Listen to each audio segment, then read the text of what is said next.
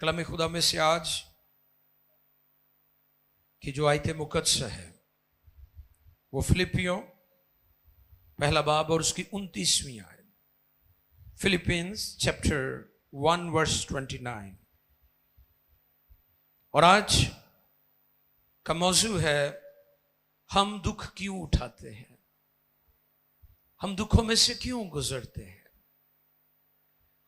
खुदा क्यों अलाउ करता है, Why God allows, हमारी जिंदगी में क्यों दुख जो आते हैं अगरचे हम नहीं चाहते।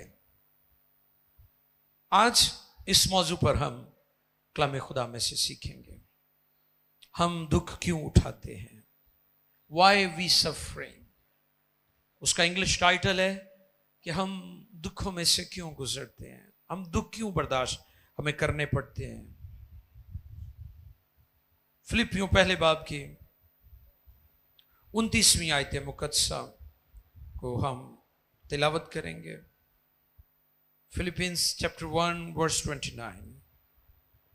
खुदा के कलाम मुकद्दस में रकम है क्योंकि मसीह की खातिर तुम पर ये फजल हुआ कि ना फक्त उस पर ईमान लाओ बल्कि उसकी खातिर दुख भी सहो। Thank you. क्या टॉपिक है आज? हम दुख क्यों सहते हैं, Why we suffering। क्योंकि आमतौर पर तो यही तासुर है ना कि जब हम यीशु मसीह को कबूल कर लेते हैं फिर कोई परेशानी हमारी जिंदगी में,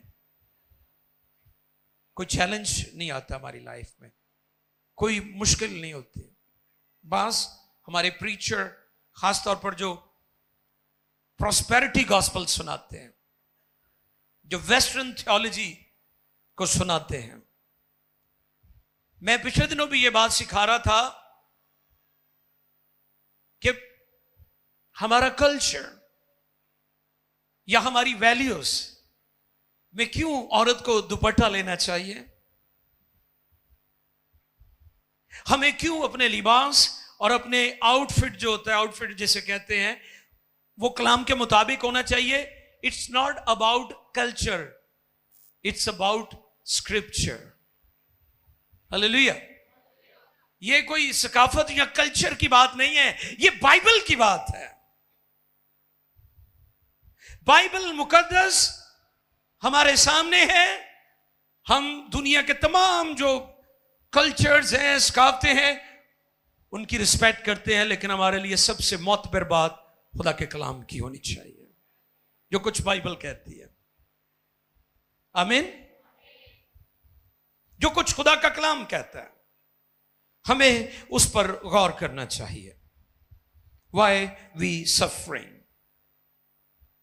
अक्सर लोग सख्त दुखों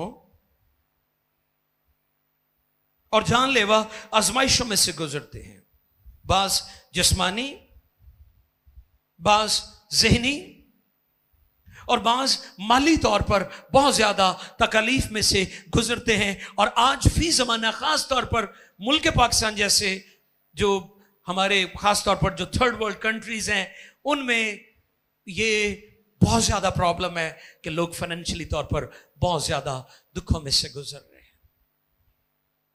बुनियादी जो जिंदगी की जरूरियात हैं कई दफा वो भी नहीं मिलती। और हम खुदा की शुक्रगुजारी करते हैं कि हमारे मसीही सब हालतों में अपने खुदा और ईमान के वफादार रहते हैं। ये नहीं भी मुश्किलात आईयां, दुख आए तो एवं ईमान सस्ते जी सौदा कर दिता। कहीं सस्ते जी भी सौदा कर लेंगे ना। यहूदा ने यीशु को 3 सिक्कों के इवज बेच दिया था।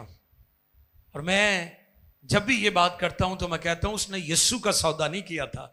यीशु तो अनमोल है, उसकी तो कोई कीमत नहीं लगा सकता, उसने अपना सौदा किया था।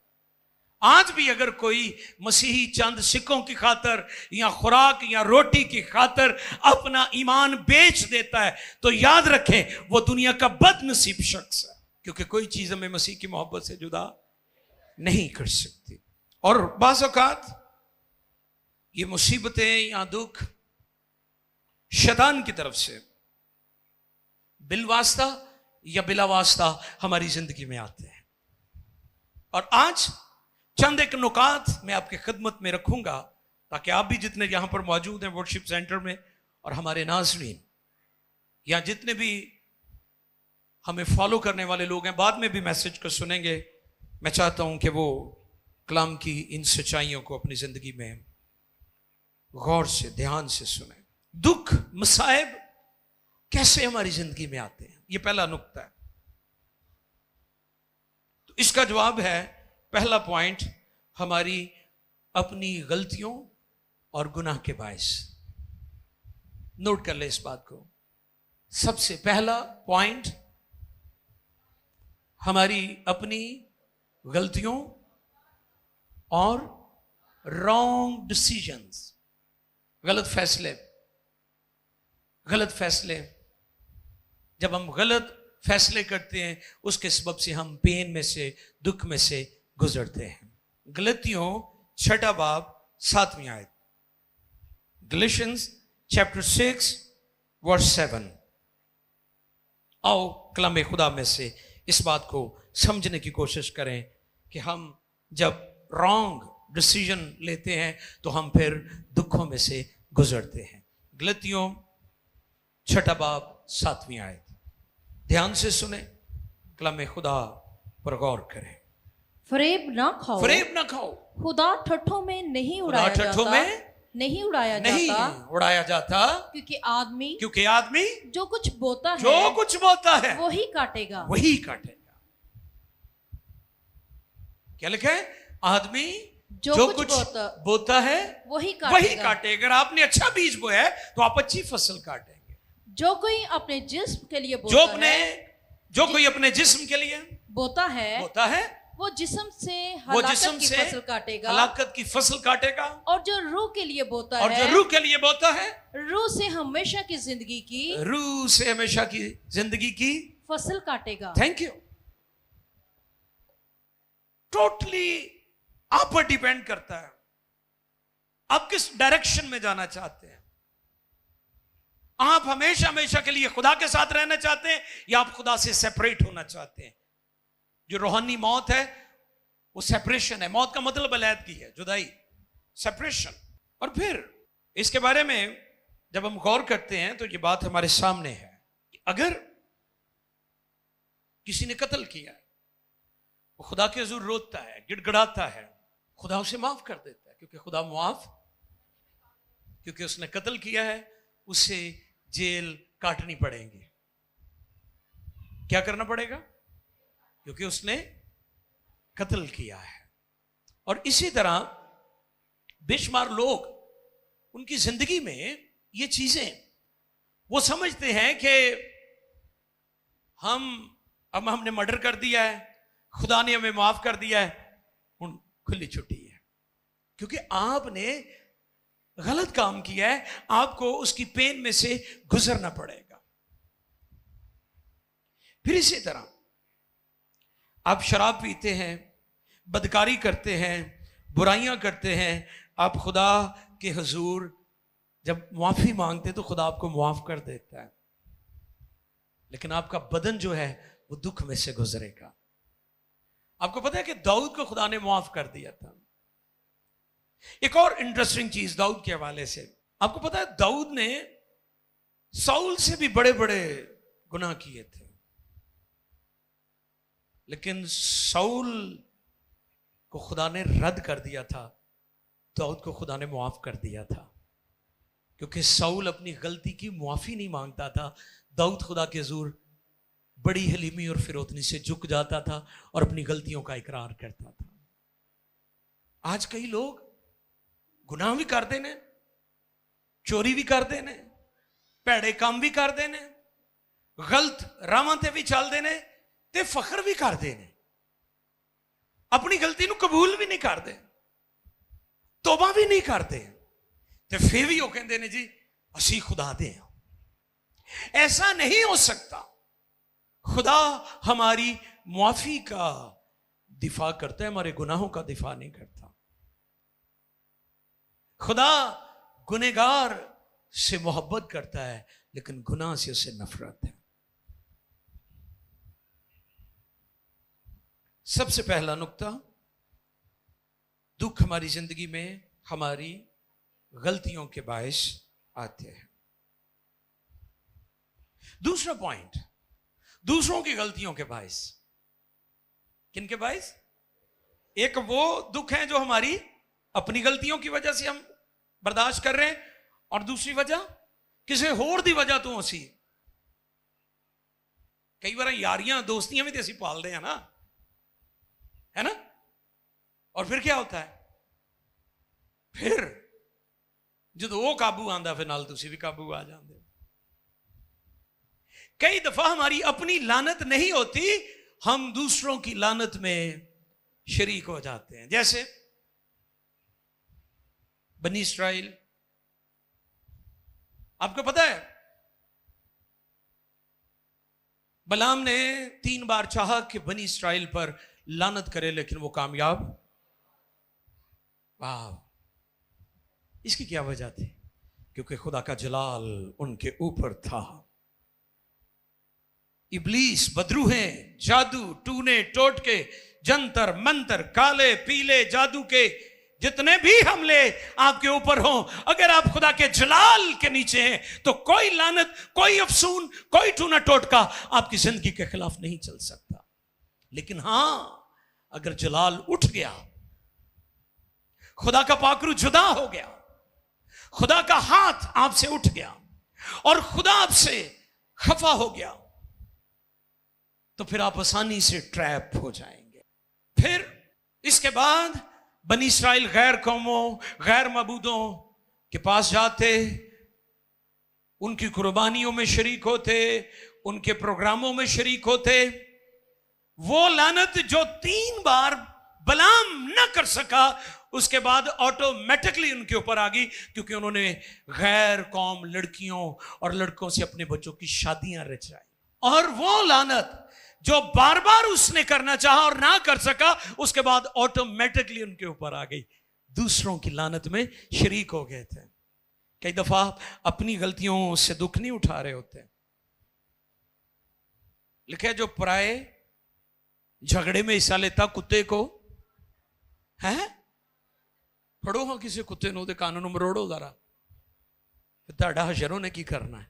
ਤੇ ਇਸ ਲਈ ਮਿਹਰਬਾਨੀ ਕਰਕੇ ਲੋਕਾਂ ਦੀਆਂ ਗਲਤੀਆਂ ਖਤਾਵਾਂ ਦੀ ਜ਼ਿੰਮੇਵਾਰੀ ਤੁਸੀਂ ਨਾ ਲਿਆ ਕਰੋ, ਜ਼ਮਾਨਤਾਂ ਨਾ ਦਿਆ ਕਰੋ। ਕਈ ਵਿਚਾਰਿਆਂ ਨੇ ਆਪ ਨਹੀਂ ਕਿਸ਼ਤਾਂ ਤੇ ਸ਼ਾਇਦ ਲਈ ਹੁੰਦੀ, ਉਹ ਦੂਜਿਆਂ ਦੀ ਜ਼ਮਾਨਤ ਦਿੱਤੀ ਹੁੰਦੀ, ਉਹ ਮਰੋੜੀ ਦੇਣ ਪਠਾਨ ਆ ਜਾਂਦਾ, वो हमारा पैसा वापस करो, तुम भी फ्रॉडी आओ। की करोगे तुसी फिर? क्योंकि आप दूसरों की गलतियों का दुख उठा रहे हैं। और मैं आपको खबरदार करना चाहता हूं, क्या इसके पीछे वजह है? क्योंकि कई दफा हम गलत फैसले करके दूसरों के गुनाहों और गलतियों की सजा हम खुद उठाते हैं। तो इसलिए आप उतना के करें जितना आपकी कैपेसिटी है, आपकी अप्रोच है, वो कर लें। ये बहुत बड़ा मसला है कि हम दूसरों की गलतियों की सजा भुगत रहे हैं। फिर तीसरी बड़ी वजह, खुदा का इलाही इंतजाम भी होता है। कुछ चीजों को खुदा आने देता है। जैसे लाजर बीमार था और यीशु को पता था कि मेरा दोस्त यीशु मसीह रुक गए, और फिर यीशु मसीह को फिर खबर मिली कि वो फिर यीशु रुक गए, और कितने दिनों बाद आए? यस, इसके पीछे वजह थी। हालांकि लाजर ਦੀਆਂ ਭੈਣਾਂ ਕਹਿੰਦੀਆਂ ਸਨ ਕਿ ਅਗਰ ਖੁਦਾਵੰਦ ਤੁਸੀਂ ਇੱਥੇ ਹੁੰਦੇ, ਜੋ ਕਿ ਅਸੀਂ ਸੁਣਿਆ ਹੈ, ਅਸੀਂ ਵੇਖਿਆ ਹੈ ਕਿ ਤੁਸੀਂ ਮੁਰਦਿਆਂ ਨੂੰ ਜ਼ਿੰਦਾ ਕਰਦੇ ਹੋ, तो जो तुसी होंदे तो भरा साडा भी नहीं मरना। लेकिन उसने होने दिया। कुछ चीजें हमारी जिंदगी में वो होने देता है क्योंकि उन चीजों से खुदा का जलाल जाहिर हो रहा होता है। और जो आयत आपने पढ़ी है उसमें ये बात सिखाई गई है, क्योंकि मसीह की खातिर तुम पर फजल हुआ है। हालेलुया। सिर्फ फजल नजात ली नहीं होया, अगली गल की है, बल्कि उस पर ईमान लाओ, ना कि फक्त उस पर ईमान लाओ, बल्कि उसकी खातिर दुख भी सहो। यानी वो दुख जो उसके जलाल के लिए होते हैं उसमें वो आपको संभालता भी है। पता है ना, वो आपको संभालता भी है। वो आपकी फिक्र भी करता है। वो अपने फरिश्तों को भी हुक्म देता है ना कि जाओ इन्हां दी सब रामां च इन्हां दी हिफाजत करो। यीशु मसीह जब 40 डेज दुआ रोजे में थे और जब यीशु मसीह गालिब आए, शैतान ने आजमाइशें रखी खुदा उनके सामने, जब वो नाकाम हो गया तो फिर लिखा फरिश्ते यीशु की खिदमत करने लगे। हालेलुया। हमारी जिंदगी में ऐसे काम और वाकयात और ऐसे मोड़ आते हैं जिसमें या तो हम इनकार कर दें या फिर कायम रहकर गालिब आकर सुरखरू हो जाएं और उसके फरिश्ते हमारी खिदमत करें, फरिश्ते हमारी मदद करें। आइए देखिए जरा एक और नुक्ता है मेरे सामने। यूहन्ना की मार्फत लिखा गया इंजीली बयान 5वें बाब की 14वीं आयत मुकद्दसा। इन बातों के बाद जी वो यीशु को हैकल में मिला। जी। उसने उसे कहा, देख तू तंदुरुस्त हो गया है। देख तू तंदुरुस्त हो गया है, फिर गुनाह न करना। अच्छा, इसका मतलब कि उसकी बीमारी के पीछे उसका गुनाह था कि ये वजह भी होती है। आपकी बीमारियों के पीछे की ये वजह भी है। यीशु ने क्या उसे कहा? तू तंदुरुस्त हो गया ना। उसने उससे कहा देख तू तंदुरुस्त हो गया है, फिर गुनाह न करना, ऐसा ना हो के तुझ पर इससे भी ज्यादा आफत आए। ਹੁਣ ਕਈ ਦੁਆ ਕਰਾਣਗੇ ਬਦਰੂਆਂ ਕਢਾ ਲੈਣਗੇ ਤੇ ਜ਼ਿੰਦਗੀ ਫੇਰ ਪੁਰਾਣੀ ਫੇਰ ਆਣਗੇ ਭਾਈ ਸਾਹਿਬ ਚੰਗੀ ਦੁਆ ਕਰਾਈ ਅਸੀਂ ਤੇ ਬਹੁਤੀ ਮੁਸੀਬਤ ਚ ਪੈ ਗਏ ਆ। ਇਹ ਉਹਨਾਂ ਲਈ ਹਵਾਲਾ ਹੈ। ਕਈ ਆ ਜਾਂਦੇ ਆ ਨਾ ਕਿ ਜੀ ਅਸੀਂ ਤੇ ਜੀ ਜਦੋਂ ਦੀ ਦੁਆ ਸ਼ੁਰੂ ਕੀਤੀ ਹੈ, ਗਿਰਜੇ ਆਣਾ ਸ਼ੁਰੂ ਕੀਤਾ ਹੈ ਤੇ ਸਾਡੇ ਤੇ ਹਾਲਾਤ ਅੱਗੇ ਨਾਲੋਂ ਬਹੁਤੇ ਖਰਾਬ ਹੋ ਗਏ ਨੇ ਤੇ ਅਸੀਂ ਤੇ ਦੁਆ ਕਰਾ ਕੇ ਮੁਸੀਬਤ ਨੂੰ ਹੀ ਪੈ ਗਏ ਹੈ ਨਾ, ਕਹਿੰਦੇ ਆ ना। उनके लिए हवाला है। यीशु को वो मिला और यीशु ने उसे कहा तू ठीक हो गया है, तंदुरुस्त हो गया है, आइंदा गुनाह, ताकि ये ना हो कि जो मुसीबत, जो दुख, जो आजमाइश, जो बीमारी तुझ पर आई अब उससे भी बड़ी आ जाएगी। क्योंकि कलाम में लिखा है कि जब बदरू निकलती है तो सूखे मकामों में आराम ढूंढती है। कितने लफ्ज़ है? शैतान को वीरानी पसंद है, उदासियां पसंद है, तन्हाइयां पसंद है। तन्हा रहना, लोनलीनेस, लोग अपने गमों को भुलाना चाहते हैं, तन्हाइयों में चले जाते हैं और शैतान के और ज्यादा कब्जे में आ जाते हैं। वेला बंदा बीमार तो यहां बदकार, वेला बंदा बीमार तो यहां बदकार, वेला नकारा नखट्टू हड हराम काम करने ਨੂੰ ਦਿਲ ਨਾ ਜਦਾ ਕਰੇ। ਜਾਂ ਤੇ ਉਹਨੂੰ ਬਿਮਾਰੀ ਚਿੰਬੜੇਗੀ ਤੇ ਜਾਂ ਉਹਨੂੰ ਬਦਕਾਰੀ ਚਿੰਬੜੇਗੀ। ਵੇਲਾ ਬੰਦਾ बीमार, हाँ बोलो, मैं ਤੁਹਾਡੀ थोड़ी गल कर रहा, मैं तो वेले दी कर रहा। तुम तो सारे काम में बैठे हुए हो, मैनू पता है। वेला बंदा बीमार ते या बदकार, ये दो काम लाजमी करेगा। दाऊद अगर मैदान जंग में चला जाता तो शायद वो बदसबा के साथ बदकिरदारी न करता। और फिर यीशु ने उसे कहा तू तंदुरुस्त हो गया है, फिर गुनाह ना करना। अब यूहन्ना 9 पढ़िए जी, यूहन्ना की इंजील 9वां बाब, the gospel of John chapter 9 दूसरी आयत, वर्स 2 and 3, दूसरी और तीसरी आयत। और उसके शागिर्दों ने उससे पूछा कि ए रबी किसने गुनाह किया था जो ये अंधा पैदा हुआ, उस शख्स ने या इसके माँ बाप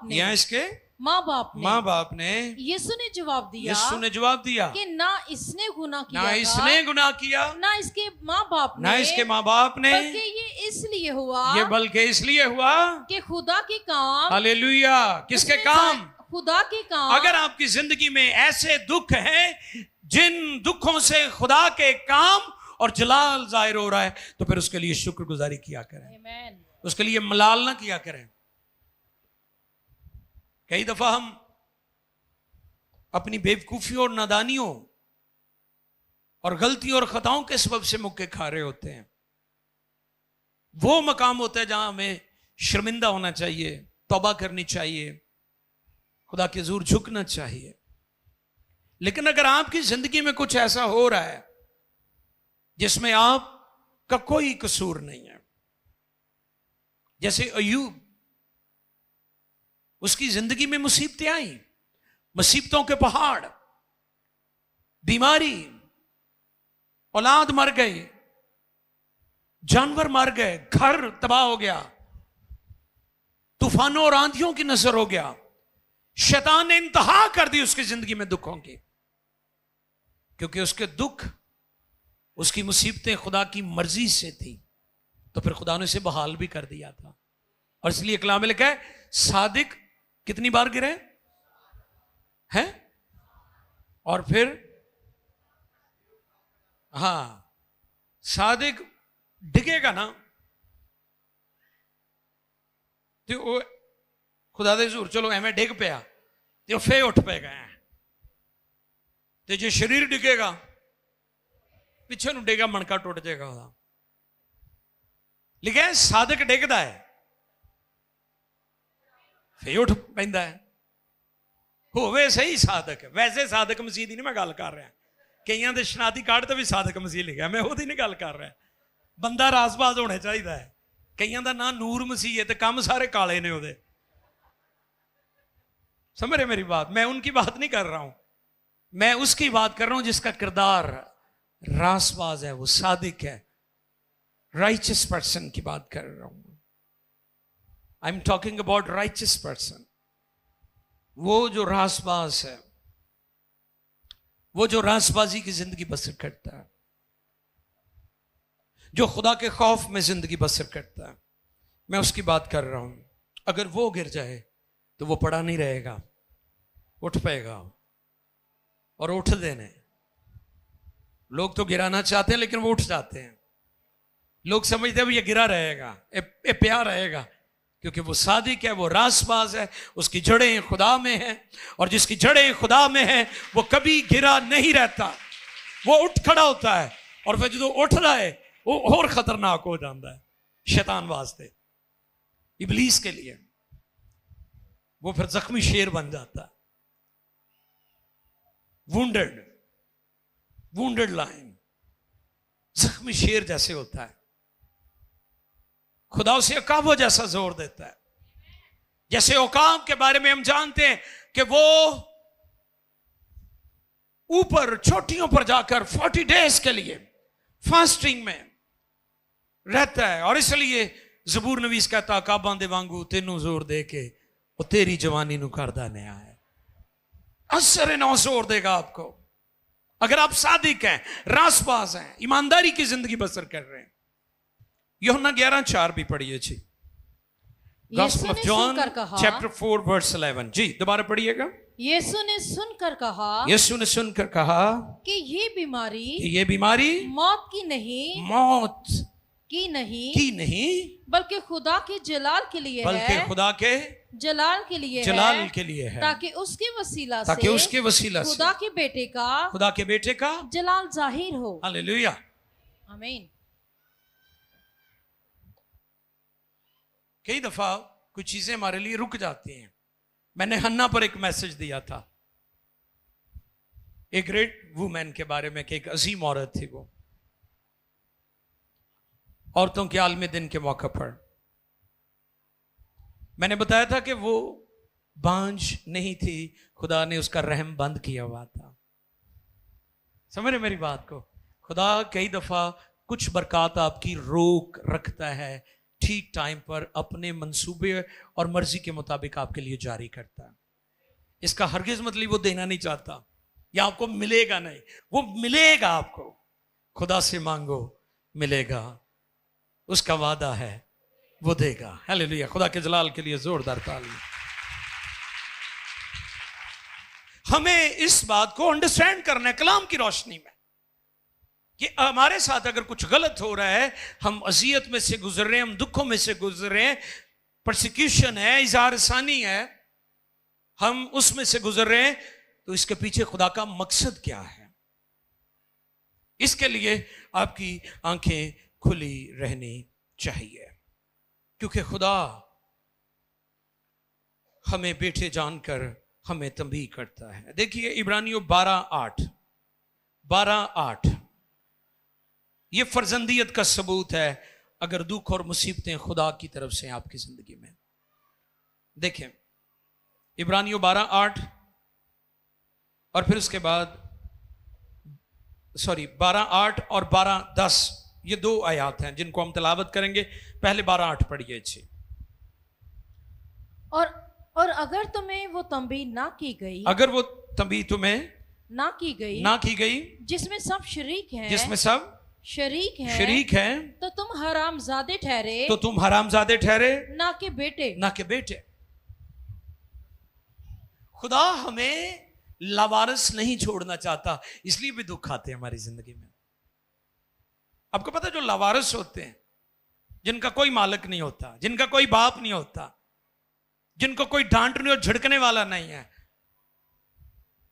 उनकी जिंदगी तो बेफसील है, वो तो गैर महफूज है। आज इस बात को अंडरस्टैंड करने की जरूरत है, हम फर्जंद हैं। जो कौमों और उम्मतों का खुदा है वो हमारा बाप है, और ये बाइबल ने बात हमें सिखाई है। जो दुनिया और कौमों का खुदा है, कौमें उसे राजिक भी कहती हैं, कौमें उसे आका भी कहती हैं, कौमें उसे खालिक भी कहती हैं, क्रिएटर भी कहती हैं, बहुत कुछ कहती हैं, लेकिन हम उसे बाप कहते हैं। और ये इस्तेकाक हमें यीशु मसीह पर ईमान लाने और उसे शख्सी निजात कबूल करने के सबब से मिला है कि खुदा हमारा बाप है। और ये फर्जंदियत का सबूत है कि आप उसके फर्जंद हैं, आप उसकी बेटियां हैं, आप उसके बेटे हैं, आप उसके बेटे हैं। अगर आप दुखों में से गुजर रहे हैं, अगर ये सारे मसाइब और मुसीबतें उसकी तरफ से हैं, उसने अलाउ किया इन चीजों को आपकी लाइफ में, तो फिर आप फर्जंद हैं। डोंट वरी, वो आपकी मदद करेगा, वो आपको छुड़ाएगा, बचाएगा। 10वीं आयत भी पढ़िए जी। वो तो थोड़े दिनों के वास्ते, हाँ जी, ये जिस्मानी माँ बाप की बात कर रहे हैं यहां पर पौलुस रसूल, कि वो तो थोड़े दिनों के लिए वास्ते अपनी समझ के तंबीह करते थे, मगर ये हमारे फायदे के लिए यानी आसमानी बाप हमारे फायदे के लिए किस काम के लिए मुसीबत आती है हमारी जिंदगी में, दुख आते हैं हमारे बोल दें हमारे फायदे के लिए। दुनिया की किसी कौम में ये तालीम आपको नहीं मिलेगी कि दुखों का फायदा होता है। इंजील और बाइबल ने हमें सिखाया है कि दुख हमें फायदा भी देते हैं। आमीन। जिस्मानी बाप आर्जी तौर पर, वक्ती तौर पर तंबीह करते हैं, लेकिन लिखा है कि हमारा आसमानी बाप हमें इसलिए दुख और मुसीबतों में से गुजरने देता है, ये हमारे फायदे के लिए, मगर ये हमारे फायदे के लिए, फायदे के लिए करता है, ताकि हम भी उसकी पाकीज़गी में शामिल हो जाएं। वाह, क्योंकि वो पाक है, लिखा है वो पाक है, वो कदूस है, वो कदूस है। तुम भी पाक बनना, पुराने अहद में लिखा है गिनती की किताब में कि वो कदूस है, वो पाक है, तुम भी पाक बनना। ये हमें पाकीज़गी की तरफ चीजें लेकर जाती हैं। प्योरिफिकेशन हो रही होती है जब आपकी जिंदगी में चैलेंज होते हैं, मुश्किलात होती हैं, दुख आते हैं, बीमारियां आती हैं। शुरू में मैंने जिक्र किया था, ज़हनी भी होती हैं, माली भी होती हैं, बच्चे भी तंग करते हैं, मियाँ बीवी के दरमियान मसाइल हैं, गैर कौमें तंग करती हैं, इज़हार सानी आ जाती है, तरह तरह के चैलेंज आपकी लाइफ में आ जाते हैं। इन सारे हालात में अगर आप खुदा में हैं तो फिर खुदा आपकी मदद भी करेगा। आखिरी बात, लोहे के टुकड़े की मिसाल मैं आपके सामने रखना चाहता हूं। अगर लोहे का टुकड़ा, छोटा सा टुकड़ा आप ले लें, अगर उसकी कीमत 5 रुपए है, उसको कूटा जाएगा हथौड़े के साथ, और आप घोड़े की जो नाल बन जाती है, आपको पता, वो नाले से डाली होती है उसको, ठीक है, वो कड़े से जो उसके मुंह में डाले होते हैं, उससे वो लगामा पाइया होंदिया ने उन्होंने, वो 5 रुपए तो 100 रुपए ते बन जाएंगे, क्योंकि वो लोहा कुटिया गया है। उन्हें कुटन तो बाद पहले 5 रुपए का सी, हुण किन्ने दा हो गया, 100 दा हो गया। और फिर उसको और कूटा जाए तो फिर उसकी सुइयां बन जाएंगी, ज्यादा सुइयां बन जाएंगी, उसकी कीमत 500 रुपया हो जाएगी, 100 रुपए से। अगर उसको और बारीक करके आपकी घड़ी में वो सुइयां लगा दी जाएं तो उसकी कीमत हजारों रुपया हो जाएगी। इसी तरह आपकी जिंदगी में जो मुसीबतें आती हैं वो आपको कीमती से कीमती तर बनाई जाती हैं। आमीन। इसलिए आज ये पैगाम है कि हर दफा मुसीबतें, दुख, गुनाह की वजह से नहीं आती।